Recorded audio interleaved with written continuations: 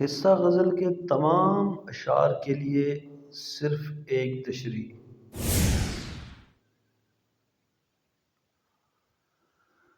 چونکہ میٹرک اور انٹرمیڈیٹ کے امتحانات میں حصہ غزل کے 2 اشعار کی تشریح کرنا ہوتی ہے، اس لیے ایک تشریح دونوں اشعار پہ لگانا مناسب نہیں، اس لیے 2 تشریحات مرتب کی گئی ہیں۔ حصہ نظم کی تشریح کے لیے ویڈیو الگ سے بنا دی گئی ہے، چینل پر جا کر ملاحظہ فرمائیں۔ اب بڑھتے ہیں حصہ غزل کی پہلی تشریح کی طرف۔ یہ تشریح ہر قسم کے شعر پہ فٹ آ جاتی ہے، حصہ غزل کے ہر قسم کے شعر پہ۔ تشریح طلب شعر اپنے اندر تغزل کا رنگ مکمل طور پر سموئے ہوئے ہے۔ شاعر جذبات سے مخمور دل رکھتا ہے اور بات جو دل سے نکلتی ہے اثر رکھتی ہے کہ مصداق۔ یہ شعر شاعر کی انہی جذبات کا آئینہ دار بھی ہے۔ شاعر نے الفاظ کی ترتیب اور الفاظ کے انتخاب میں بھی اعلیٰ ذوق کا ثبوت دیا ہے۔ مذکورہ شعر میں شاعر دراصل یہ کہنا چاہ رہا ہے کہ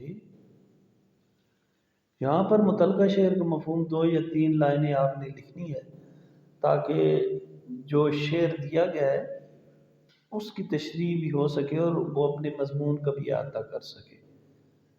اس طرح یہ شعر غیر معیاری قوافی و ردیف سے پاک ہونے کے ساتھ ساتھ اختصار اور جامعیت کا حامل بھی ہے۔ شعر کی لفاظی اور تراکیب اس بات پر دال ہے کہ شاعر اپنے معاصرین میں بھی منفرد مقام رکھتا ہے۔ المختصر شاعر کے مذکورہ شعر کا شمار غزل کے بہترین اشعار میں ہوتا ہے۔ یہاں پہ پہلے شعر کی تشریح مکمل ہو چکی ہے۔ اب بڑھتے ہیں شعر کی دوسری تشریح کی طرف۔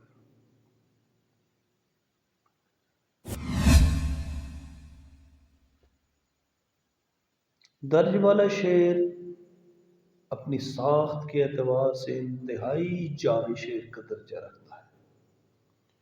شاعر موصوف الفاظ کی گلکاریوں سے اپنے احساسات کو مزین کرتا ہے اور اپنے جذبات کو نہایت عمدہ طریقے سے قاری تک پہنچاتا ہے۔